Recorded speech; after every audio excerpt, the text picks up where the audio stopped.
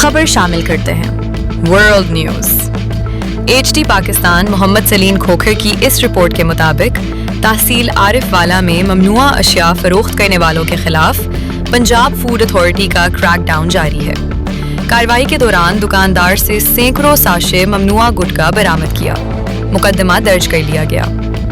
عارف والا گلشن اقبال کالونی میں Punjab food authority team نے کارروائی کرتے ہوئے دکان سے مختلف قسم کے ممنوعہ گٹکے کے سینکڑوں ساشے برآمد کر لیے، جس کے بعد فوڈ اتھارٹی ٹیم نے ممنوعہ مواد قبضہ میں لے کر مقدمہ 985/26 درج کروا دیا ہے۔ ترجمان کے مطابق 2 افراد کو گرفتار کر لیا گیا ہے۔ ڈپٹی کمشنر آصف رضا کا کہنا ہے کہ ممنوعہ اور مضر صحت اشیاء کی فروخت کرنے والوں کو کسی قسم کی رعایت نہیں دی جائے گی۔